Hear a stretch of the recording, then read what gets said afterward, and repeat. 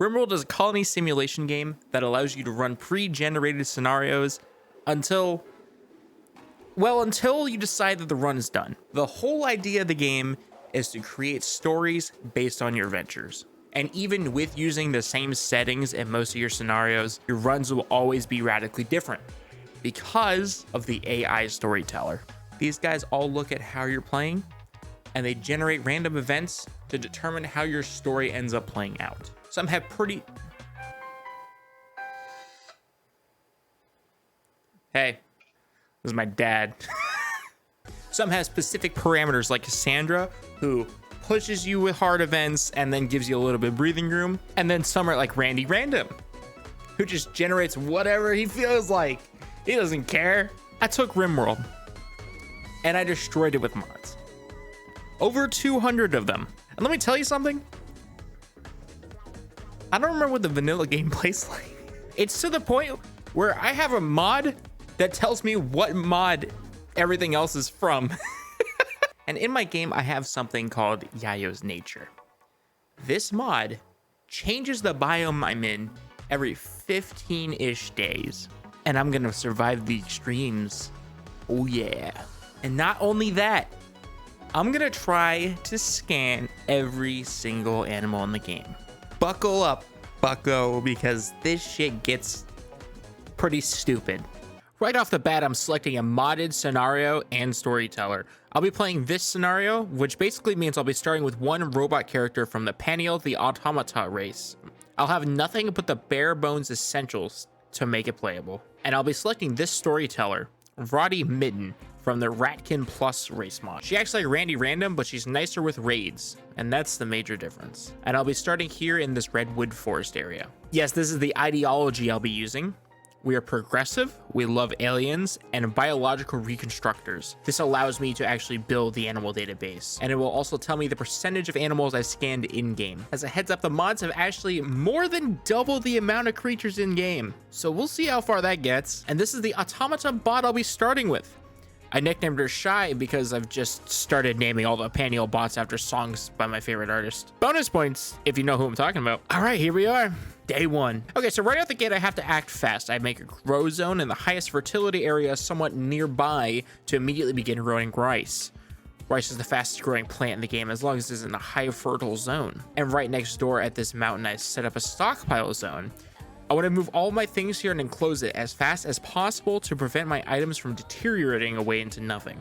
This is especially important in this run because these automata have to drink 1 PNL fuel every day in addition to eating food. And every 60 days, they need maintenance with repair kits. And repair kits are kind of difficult to craft early on in the game. I also really do not want these brain cores to go to waste. These 3 things are the most difficult ingredient in order to create more automata.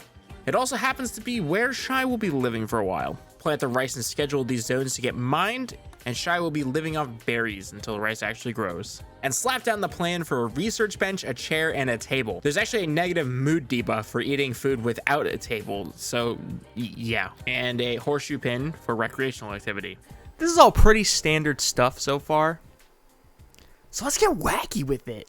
I'm gonna set up a trap hallway here for the time being. Let me explain how a trap hallway works in this game. So, when an enemy raid spawns in, the first thing that they will target is an outdoor structure, usually power, recreation, or production related. If everything you own is in an enclosed space, they will instead target your walls or doors. So if you build your horseshoe pin outside in the early game, the enemy raids that spawn will always target that first. How do you be safe though?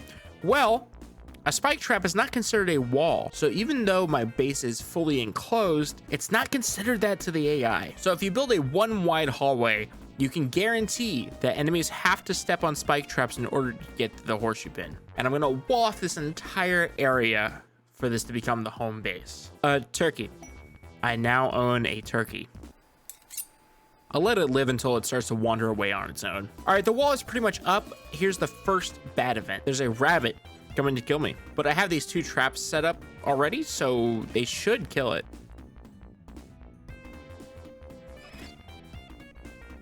A wild pod transport pod crash. Now, my animals level is far too low to tame it myself, but You can rescue animals from a transport pod crash like this, and they have a random chance to join you. If I can get a wild pod on my side, I'll be completely fine from raids for a while. Yeah, I'm not nearly that lucky. And just to double down on my luck, a wild woman has appeared with a really high intellectual skill level. Again, can't tame her, no animal skill. Thanks, RimWorld. Well, she was stupid and stepped on a trap that knocked her out, but she has so many injuries prior to stepping on that trap that, yeah, she died. Oh, looks like he's wandering away. So here's the thing about Storyteller AI. Most of them want you to be at a specific amount of colonists at the minimum. Roddy here specifically shoots for 3 or 4. So whenever you're below that number, they'll consistently make the crashed transport pod event happen so you can rescue more people. And you can abuse this to steal their clothes. Also, I've built the animal database now, so the scanning has begun. The game wants to taunt me by bringing over a slaver while I have no money. And they only buy components. I ain't selling my components. I'm here expanding my home area because I have a feeling, and definitely not lost entire runs to a fire before. Never. Not even 4 runs of this scenario. What I say, it happens every single time really game. Really just need to make sure the fire doesn't get to the wall. If it gets to the wall, it's doomed.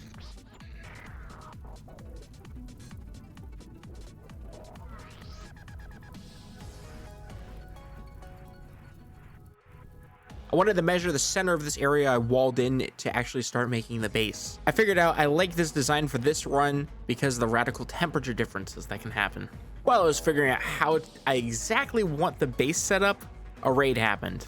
It's specifically slavers, but I mean, that doesn't really matter this early. It's also just one person, so they just walk in and step on the trap. So here's the main way that we'll scan these animals. I mentioned at the beginning that I'm running something called Neiyoh's Nature. Every 15 days, the entire biome will change into a random new one, and that includes the wildlife that spawns inside. I also have this research tree mod that lets me see all of the research a lot easier. This really just becomes a necessity when you get to this many mods. The default tab just becomes a complete clusterfuck. So yeah, every time the biome changes, the floor changes, which means where I can grow crops moves every 15 days. This actually limits what I can grow in that short amount of time until I can research hydroponic basins. I'll be stuck living on rice for a good while. It's also crucial to actually pave my floors because my base can just become completely flooded, and that can make anything on the floor decay. In order to conserve components, I wanted to create a windmill instead of a wind turbine, which is actually from yet another mod, Vanilla Factions Expanded Settlers. Actually, Vanilla Expanded is a massive mod series in the RimWorld community, and I have a large majority of them installed in this pack. They're really massive improvements to the base game and do not require the ideology or royalty official DLCs, but there are also vanilla expanded mods for those DLCs as well. Yeah, and by the way, while I'm setting up my base and building the workshop, Roddy is still dropping transport pods. None of the colonists that show up are any good though, and I just keep stealing clothes. And every night I go out and scan a new animal. It's the best time because they don't move while I'm scanning, and I can be really lazy about it. Oh, something else that can happen consistently. So colonists often get diseases, especially in swampy environments like this, but an automata is immune to most diseases. This is like one of the 2 upsides that I have as being an automata. Oh boy, I was waiting for this one. So there's a lot of transport pods falling out of the sky, right? Well, each of those has a low chance of actually transforming into an abomination. These big guys have a lot of health and damage, but they're really, really slow. They also don't do anything if they don't see a humanoid, alive or dead. They can use corpses to duplicate themselves.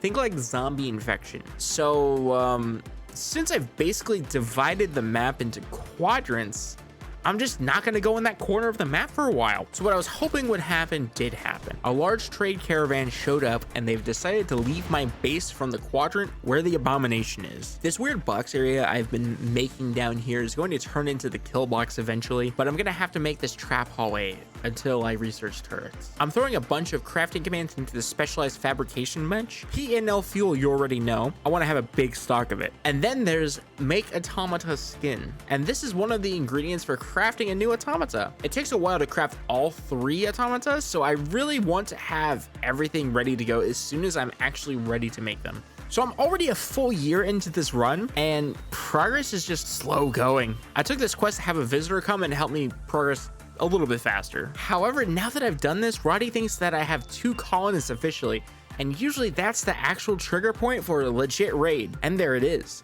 A black hive attack. This is just going to be a few specialized insects. I started this out by trying to bait them into my old trap hallway. The new one isn't set up yet at all. Unfortunately, it's not really working and the range bugs are just shooting at them. So I have to do this the old fashioned way, which means rushing them. I sent out Finley to attack first because he's disposable. I just don't want them to injure Shy in any way if possible. The first bug gets taken out and Shy doesn't get injured at all.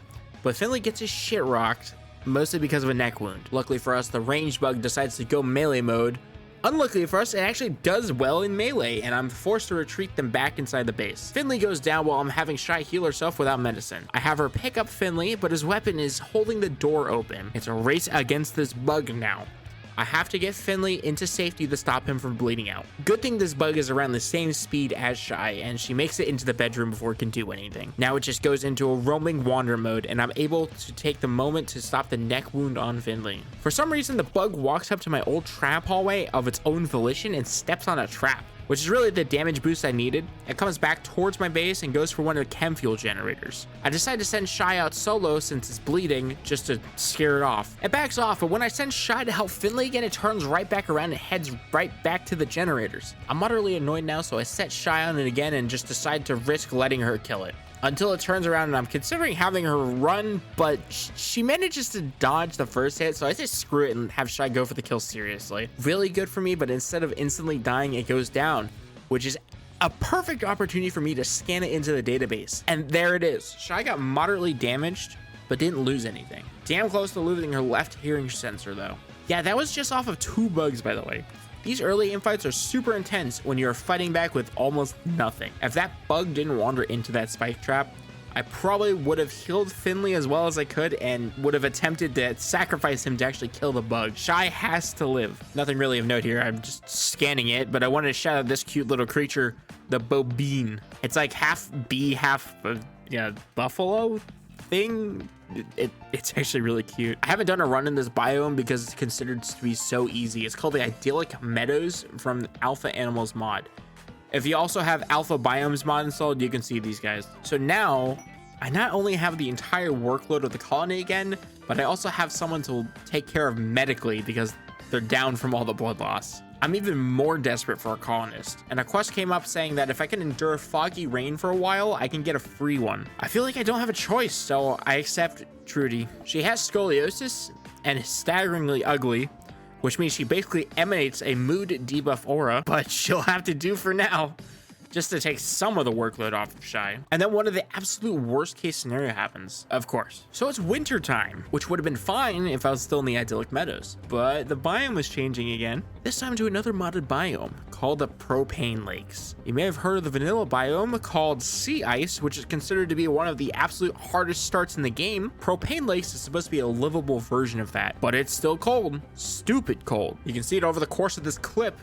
Trudy goes down really fast to hypothermia. Not only that, but a Mechanoid psychic ship comes crashing down. Now this thing emanates a negative mood buff for a gender across the entire map. And what gender did RNG into? Male. This game is really just out here saying, fuck Finley, fuck that guy specifically. And then a tribal aid event happens, which is where a person from a random group drops onto our base and the tribe asks us to save them, which gives me another chance of recruiting a permanent colonist. Now, normally I would just ignore this, but this chick has the skills that I need really badly. So I say, fuck it, and I throw her in the storage room, which is a fatal mistake for her. So now I'm out here trying to juggle hypothermia on 2 colonists and take care of them if they get downed, trying to keep enough of the cold out of the base so Shy herself doesn't become hypothermic, and trying to take care of a person from a random tribe that I put in a completely different location for some reason. It's negative 81 degrees Fahrenheit across the map in the morning time, for crying out loud. It's fucking... And while I'm dealing with all this, a raid shows up.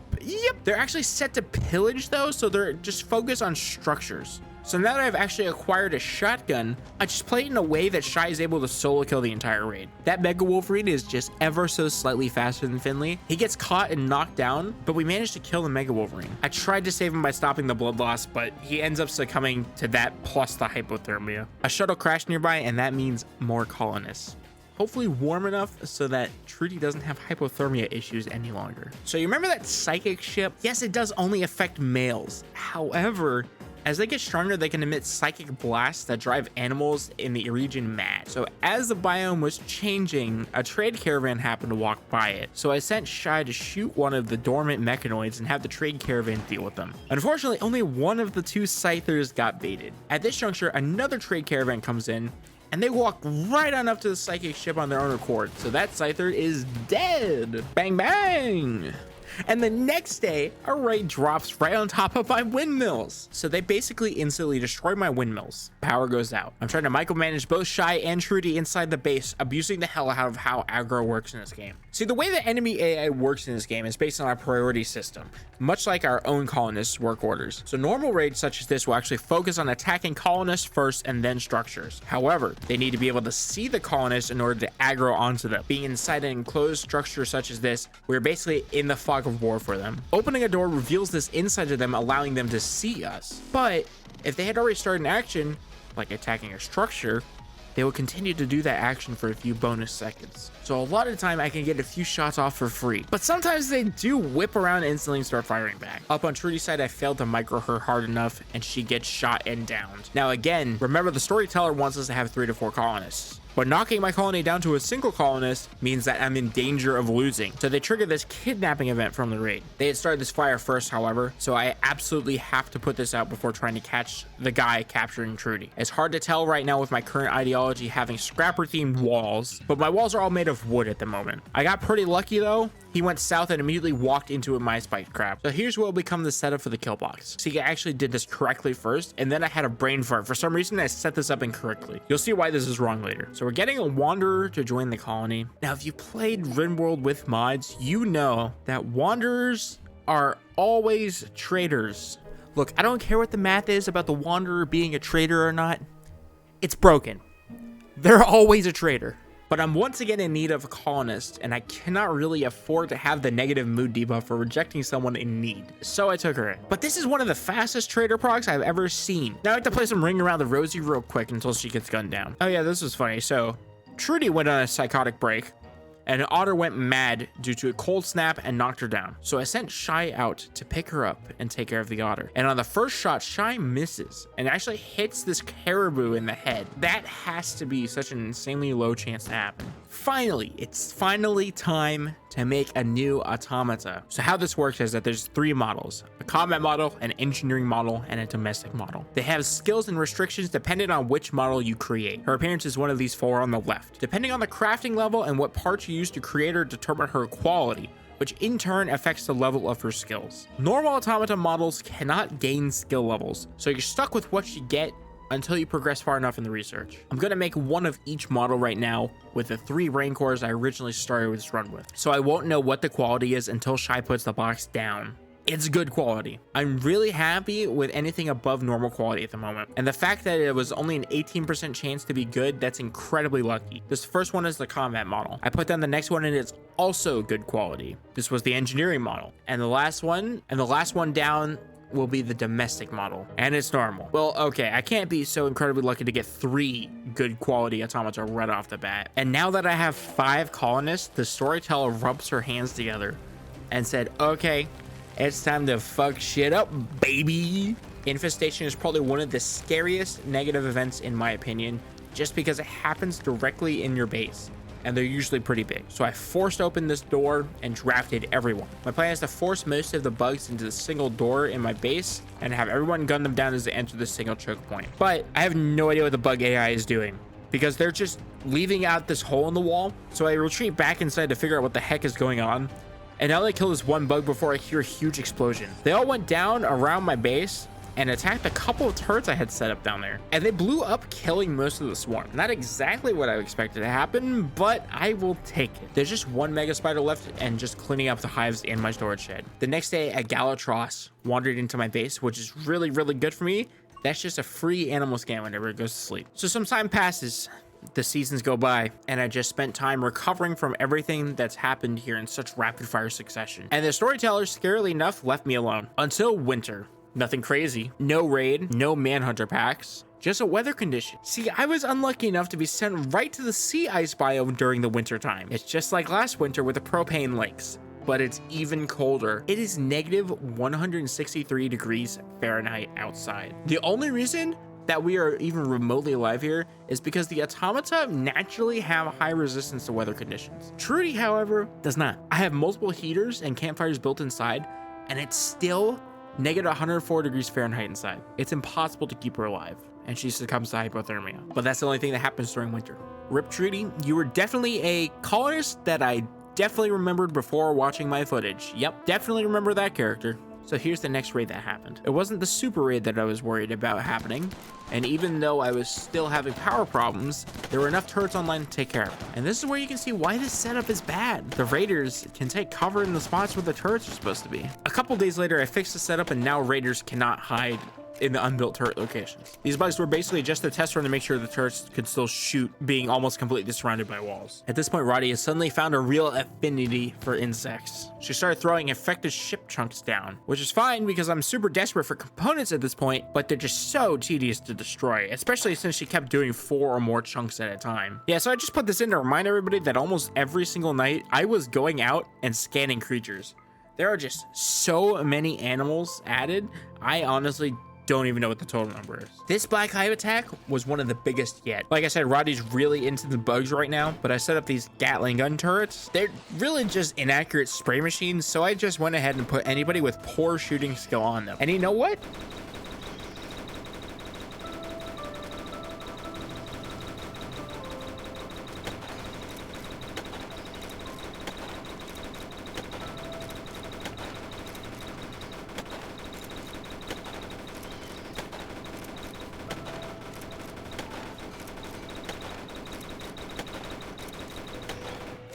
Pretty good. I needed to get a crafter. Everyone that I currently have really does not have the crafting skill for making excellent or master work quality automata. So I was looking for quests to caravan out to. But listen, don't try to do 2 things you have to micromanage at the same time on 2 different maps. There was an active Mechanoid weather controller in the main base, so I decided that I would take care of that at the same time I was exploring this vault. So I'm micromanaging Shy fighting this dagger snout, while also claiming each storage, slowly exploring the vaults, and making sure nothing dangerous popped out. Yeah, after I successfully killed the dagger snout, I decided to just ignore fighting the turret and controller itself until I finished exploring. The only real thing in this vault was this dormant ancient guy, but he's not a crafter, so he dies. One thing I've neglected to mention is that the entire time this playthrough has been happening, Roddy has been dropping Mechanoid frigates all over the world constantly, which is from Vanilla Expanded Mechanoids. Yeah, that's right, another Vanilla Expanded mod. I'm telling you, they're really cool. But now it was at the point that Roddy decided that she was done with bugs. She's powered them up enough. The new hot shit is Mechanoid. So here's the first Mechanoid raid. It's just a lot of scythers, which is still relatively easy to deal with, but this set the new bar. Don't mind me, I'm just finally building a temple and party area that I've neglected doing ever since I built these 3 automata. Like I said, Mechanoid's in the new hotness. Here is a big Mechanoid cluster landing down. You might not recognize that big fella up there. That's called a siege breaker. Their guns are for busting down walls. But this is one of the major upsides of these automata. They have an incredibly high pain tolerance, and they almost never go down unless they're actually dead. How's this for an environment shift, huh? This is only 5 days later. So yeah, there was a trade caravan, and I was just abusing it to deal with this manhunter pack of dogs that came in, and also to fight off more infected ship chunk bugs. Apparently Roddy isn't done with bugs just yet. Another big psychic ship piece has landed with more Mechanoids again. They just keep coming, but I'm finally in a good spot. I have so much food at this point, I needed to create a deep freezer to store the excess. So the old corpse disposal room, I just put 1 million AC units down to convert the whole thing into a massive freezer, so I would never run out of food space again. I just want to show these guys off from alpha animals. These guys just look so cool. A Neiyoh was wandering through my map, and they happen to have a really good cooking skill. If I catch them that would free up one of my automata to do something else. So I became enemies with the tribe and arrested her. I confronted my ideology first to avoid having to imprison her later on. And I'm finally doing a role change. That's right, I'm only just giving my members their roles. That has to be a record of some kind for the longest days with the mood debuffs for not having roles fulfilled. I've learned my lesson from other Mechanoids, and I set up defenses within shooting range of this Mechanoid cluster before awakening them.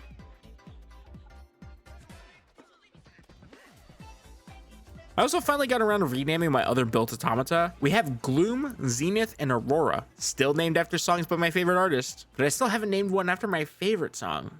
Nobody's fit that bill yet. Another special thing that you can craft for automata, they have specific clothing you can make for their roles. They do require some advanced materials, but they provide bonus stats depending on what model they're for. And there's also a clothing for general work use. Now here's a massive raid by the Inaba clan. These guys are from Rabby the Moon Rabbit race mod. This is the first raid I've had where they're actually decked out in combat gear and legit guns like assault rifles. But for once, all my turrets are set up. That has to be the first time they've actually all been online. They really made a mess of the place, but with my P&L automata gear on top of having the Gatling guns, they're sent packing pretty quick. The next day, before I even have a chance to recover, Roddy drops a bunch of Mechanoids on top of me. Once again, I make quick work. And the next day, she sends the Black Hive for an insect attack. But I'm still good, and I can hold them off with ease. This was an event I've never seen before. It's called the Strange Crash Site. So I sent a caravan to investigate it real quick. And what I saw was a T5 android with really good traits and insanely high stats and everything he was passionate about. He was surrounded by a couple goons. So I killed the goons, and I grabbed him before everything on the map caught fire. This was actually the most significant thing I've done in the entire run, and I just didn't know it yet. I did not know how good a T5 android really could be. So I'm doing everything in my power to convert this boy as quickly as I can, because I just have a really good feeling about him. He resists really hard though, and it takes 10 days to convert him to my ideology. I had a barn built to house these horses I'd been breeding to make my caravans move faster and hold more stuff after looting places. But unfortunately, Roddy really likes bugs. So many bugs spawn from that infestation. I had to sack Gloom in order to get away from the swarm, and I just play a back and forth game of baiting bugs in my turret hallway. Thankfully, I had switched all my walls over to stone block walls, but my whole dining room is just straight up gone. Here's a more clear look at how many hives spawned, 11 of them, for 5 colonists to deal with. The T5 android got beat up a bit in the infestation, but 2 days later, he gets convinced to join early. I just want to show you this horse that survived the winter time we just went through. She's literally just a torso. Bad news, that Neiyoh I recruited earlier has caught the plague, and she's done. However, I got a name for our T5 android friend. His name will be Knack. I've never actually had the opportunity to do this, but I'm gonna have a funeral for this Neiyoh to give a mood boost to the colony. I don't know why I picked this one specifically to bury. Like, as I'm writing the script right now, I cannot remember her name. And I literally looked at it in the footage like 2 minutes ago. You know, this is a couple days later, and I finally feel like I've recovered from that massive clusterfuck of Mechanoids and bugs and raids. The power is good. The turrets are up again. We're getting research done. Feeling good. Which means it's time to fuck me up. The Inaba clan is back. And this time, they're pissed. They've got 2 sizable forces this time. One from the northeast and one from the southwest. Only 3 of us are able to fight. Aurora is currently on a psychotic break, so this will be the ultimate test against impossible odds. They get into the kill box and immediately open fire with LMG and HMG, spraying all over my cover to break it down. Immediately, the cover in front of Zenith shatters.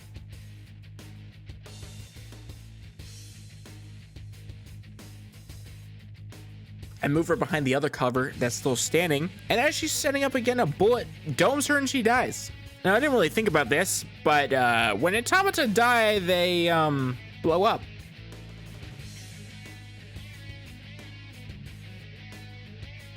This is now turned into a 2-man fight, and really cool of Aurora to run into the middle of the gunfire. Real smart move there. Not only that, but I'm lucky enough for it to be nighttime and most of my power just went out. There are only a few turrets that are operational still. Aurora gets shot through the gap that was opened in the cover and gets downed. That is exceedingly rare for an automata to not instantly die when they drop. So that's actually lucky. I had a few bots from the Miscellaneous Robots mod that I had purchased from caravans.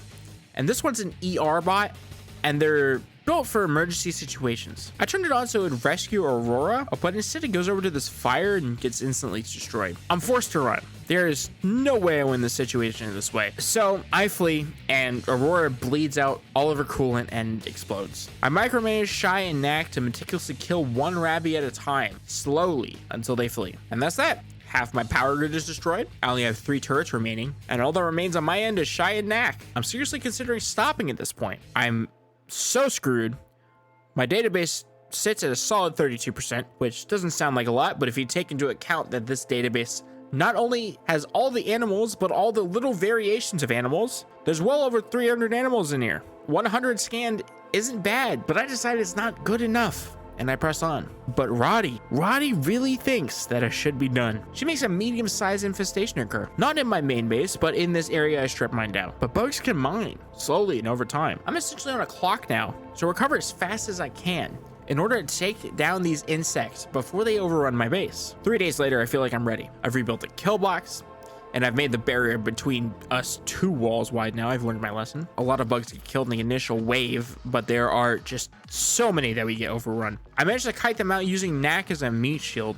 He's really tough. They keep coming through, and I place some ring around the Rosie, around my solar panels and windmills. I do a full loop, and I bring them back through the kill box again. This time, it's enough, and they've all finally died. I just included this part to be mad at the game mechanics. Why do I get punished and lose relation with a faction that's wandering through my territory when it's them who provoked and couldn't deal with these freaking lions? Why is that my problem? I had 0 interaction with these Neiyoh, yet it's my responsibility to watch over them. I've had this person actually here for a long while now. He's been here since I took Knack in and recruited him. Now, why would I still have him, you may ask? Well, I want his brain, or rather more specifically his central nervous system. See, in order to make a core for one of these automata, you have to rip the central nervous system out of a living person and convert it into a brain core. We all knew RimWorld was a fuck game, don't pretend you didn't. However, instead of using that brain core to create a new automata, I wanted to build a structure I've never built before, the P&L howitzer. Not only does it cost a brain core on top of base materials, but you have to specifically create animal to be fired by it. So let's test this bad boy out on that weird looking flesh beast thing. It didn't do anything. Maybe it's just because I used an HE round and I should have used like AP. I don't know. I don't think a flesh beast has much armor. I mean, normal turrets kind of just kill it instantly. So I'm doing a dance party. I want to do this actually because if you get a high enough quality dance party, you can actually generate a colonist to join you, which you can use as meat shields to fight more infected ship chunks. This is something I've never seen before. This random colonist I had acquired from dance parties turned into this thing called a mime. A mime is a parasitic genetically modified human gifted with psionic abilities to disguise themselves as normal people. Now, I played this really slowly and carefully because I have no clue what this thing could do, and also I really want to have the opportunity to scan it. This quest specifically had no star requirement and seemed easy enough to do, so I accepted it to gain the shuttle loot. I made a move to attempt to set up defenses around the crash shuttle, but the raider group showed up before we got very far. Now I sent my colonists out to defend the shuttle and people, and well, yeah, I could see why it was a 0-star mission. One of the Marines was equipped with a Doomsday launcher, which is basically a single-use super rocket launcher. Think like a BFG. And well, some of them have pretty good stats, so I decided to capture and attempt to save a couple of the people I wanted. Just look at the damage. That is the power of the Doomsday launcher. Yeah, and this one actually has a sickly trait, which means she's more prone to infections, but actually having 2 infections is beneficial because the cure rate goes up faster, but the infection doesn't. I don't know. I don't really understand why it works like this. So I ended up trading with the P&L industry company and sold them some of the valuable things in order to acquire P&L components, which are just automata specific components. It's been a little while since Roddy tried to pull some shit, so here's an absolutely massive Mechanoid raid. Because they spawn so far away, there's actually a big variance in the speed of these guys. So the first ones to show up are the Scythers, Lancers, and Aura. It was fine until the Aura decided to charge my colonists. I actually put Knack up against it, and he 1v1s it with minimal injuries. The real fight starts when these big boys show up. Most of them shoot at the turrets, but one instantly blasted 2 human colonists, lighting them on fire. Once they extinguish themselves, I have them try to stop the fires, and Shy ends up taking a blast right to the face. I ended up backing both her and Knack up while leaving the 2 humans to fight. So it's actually made the wall too wide now. Most of the blasts actually just impact the wall, and the splash damage radius doesn't reach the colonists. Once I feel like the situation is more under control, I try pushing Shy up and immediately one of the humans gets blasted again. I have Knack do more medical to Shy and have him also rescue the human that got blasted. I try pushing Shy up once again to try to get some more DPS out, but she gets blasted again, and I really don't want her to die, so I just have her flee. There are still several big Mechanoid boys out there though, so I get Knack to run back up and pick up a gun. The other human goes down and I have Knack shooting at them until he gets blasted again. I back him up and I look around, realizing gunfire isn't going to work for these last few. I have Knack pick up a chain sword and he runs at them. The human colonist ends up bleeding out, but Knack dispatches the last 2 Mechanoid in melee. Yeah, apparently T5 androids can rust, and there's a whole operation to recolor and unrust them, because being rusted is actually a really big negative for them. So Knack is red now. You know, I thought this was a good idea because these were just humans, but they instantly bypass the turrets and rush us. I get Shy to move away and they all end up swarming on top of Knack and the other human. Now Shy is holding a weapon called the PNL portable cannon, and I accidentally let her fire it on top of the downed human, which makes his head explode. Whoops. I'm not worried about her firing it at Knack while he's fighting, but he easily melee fights the rest of the entire raid on his own with his trusty new chainsword. Knack is a beast. Now to replace both humans, I've recruited 2 cat girls. And now that I can make really powerful automata, because I have the advanced components for it along with the brain cores, I have created my first excellent quality automata, and I named her Moonlight after my favorite song. Something that I neglected to mention, with most of my automata, I installed special upgrades in them, allowing them to gain skill points. As I said earlier on, normal automata cannot gain skill levels, but they naturally have a high mood. You trade off your natural mood buff for the ability to learn. Another raid showed up, and this raid is what I was worried about happening for the last 50 hours of gameplay. It's a super raid. There are 55 drow who are already individually better at combat than most colonists. The most scary part was that Shy was far away from the base, mining, and she's slower than the drow.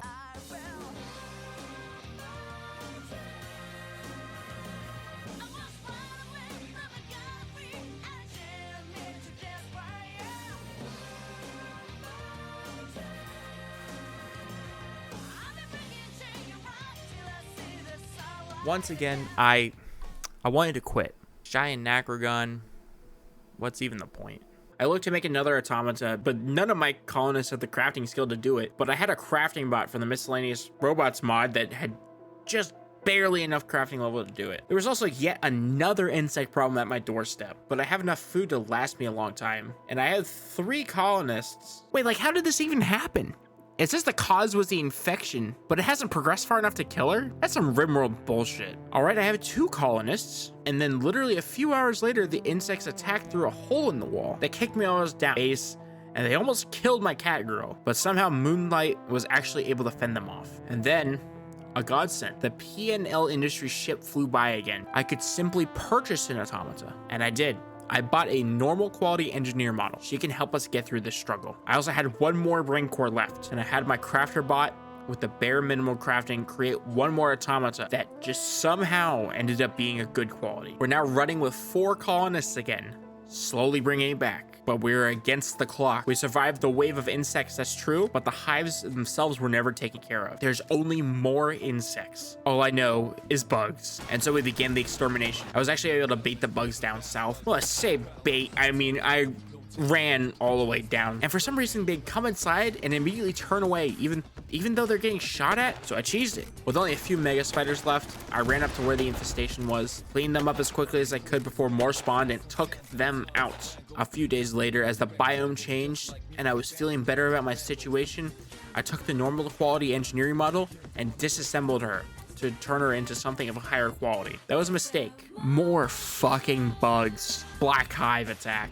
They ran at me and I tried to gun them down with what I had, but the turrets weren't set up still. I don't think I had the steel to do it, but I was able to fend them off once again, and super lucky that my automata went down instead of dead again.